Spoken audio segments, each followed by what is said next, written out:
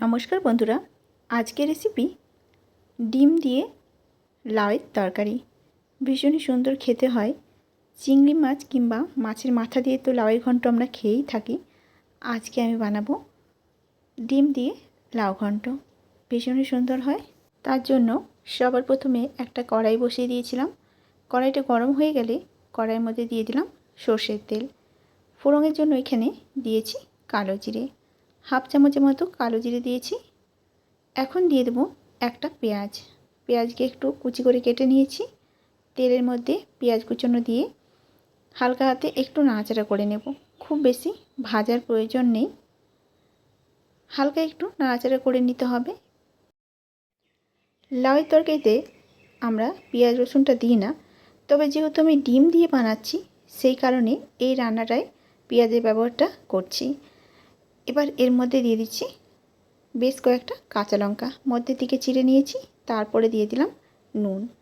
পেঁয়াজের সাথে কাঁচা লঙ্কাটাও একটু নাড়াচাড়া করে ভেজে নিতে হবে।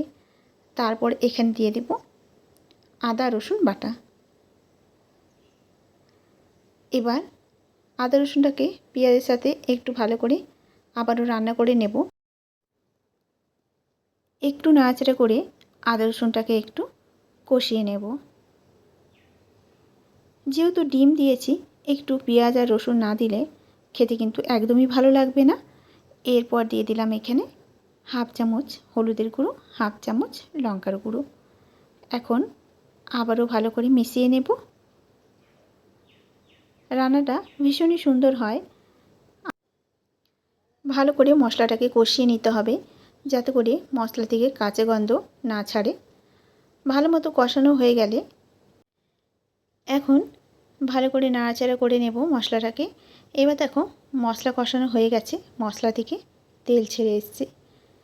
এবার এর মধ্যে দিয়ে দিচ্ছি হাফ চামচের মতো জিরের গুঁড়ো আর দেব একটা টমেটো। এখানে বড় সাইজের একটা টমেটো কেটে নিয়েছি। আর দিয়ে দেবো সামান্য একটু জল। আবারও মশলাটাকে একটু কষিয়ে নেব। মশলা যত বেশি কষানো হবে রান্নার স্বাদ কিন্তু ততটাই বাড়বে। যেহেতু লাউ রান্না করছি তাই মশলাটাকে আগে থেকে একটু কষিয়ে নেব। লাউ দেওয়া মাত্র লাউ থেকে জল বেরিয়ে যাবে, তখন আর মশলাটা ভালো মতো কষানো হবে না। মশলাটা দেখো ভালো মতো কষানো হয়ে গেছে। এবার আমি খুন্তিতে করে কড়াইয়ের এক সাইডে মশলাটাকে ঠিক এভাবে রেখে দেব। অন্যদিকে আমি নিয়ে নিয়েছি দুটো ডিম। ডিমের মধ্যে দিয়ে দিচ্ছি সামান্য পরিমাণে অল্প নুন। এবার ডিমটাকে একটু ফেটিয়ে নিতে হবে। এখানে লাউ অনুযায়ী আমি ডিমটা দিলাম। লাউটা যদি বেশি থাকে তখন এখানে 3টে ডিম দেওয়া যেতে পারে। এবার দেখো ভালো করে ডিমটাকে গুলিয়ে নিয়েছি। মশলাটাকে এক সাইডে রেখে কড়াইয়ের আরেক দিকটায় একটু দিয়ে দিলাম সর্ষের তেল। তেল দিয়ে এখন ডিমটাকে দিয়ে দেব। একেবারে আঁচটাকে কমে রেখেছি। কমে রেখে ডিমটাকে ঠিক এরকমভাবে একটু ভুজিয়া করে নেব। খুন্তি দিয়ে একটু ভেঙে ভেঙে নেব। ডিমটা যখন ভাজা হয়ে যাবে তখন এই যে মশলাটা দেখতে পাচ্ছ, মশলাটা এবার একসাথে ডিমের সাথে মিশিয়ে নেব। ডিম আর মশলা ভালো করে মিশিয়ে নিতে হবে। ভালো মতো মিশে গেলে এবার আগে থেকে যে লাউটা কেটে ধুয়ে রেখেছিলাম সেই ধুয়ে রাখা লাউগুলো দিয়ে দেব। লাউটাকে আমি একটু বড় করে টুকরো করেছি, তোমরা চাইলে আরও ঝিরঝিরি করে কাটতে পারো। লাউয়ের সাথে ভালো করে মশলাটাকে এভাবেই মিশিয়ে নিতে হবে। কিছুক্ষণ সময় ধরে আমি ভালো করে মিশিয়ে নিয়ে এবার ঢাকা দিয়ে রান্না হতে দেব। যেহেতু লাউয়ের থেকে জল বেরোবে, কিছুক্ষণ পর আমি ঢাকনাটাকে খুলে নিলাম। লাউ থেকে অনেকটাই জল বেরিয়ে গেছে। এবারও আঁচটাকে একেবারে কমে রেখে ঢাকা দিয়ে কিছুক্ষণ রান্না করে নেব। আঁচটাকে কমে রাখতে হবে যাতে করে লাউটা ভালো মতো সেদ্ধ হয়ে যায় আর লাউয়ের থেকে সমস্ত জল বেরিয়ে আসে। কিছুক্ষণ পর ঢাকনাটাকে আমি খুলে নিচ্ছি।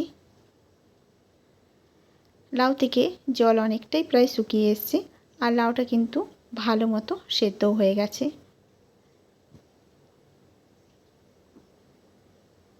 এবার আমি দিয়ে দিচ্ছি সামান্য পরিমাণে একটু চিনি। এতে করে স্বাদের ব্যালেন্সটা ভালো হবে। চিনি দিয়ে ভালো করে নাড়াচাড়া করে আবারও লাউটাকে মিশিয়ে নিতে হবে। এখন নামাবার আগে দিয়ে দেব একটু কুচনো ধনেপাতা। এই ধনেপাতাটা দেওয়ার ফলে লাউয়ের তরকারিটা আরও খেতে সুন্দর হয়ে যাবে। তো তৈরি হয়ে গেল আজকের রেসিপি ডিম দিয়ে লাউ ঘন্ট।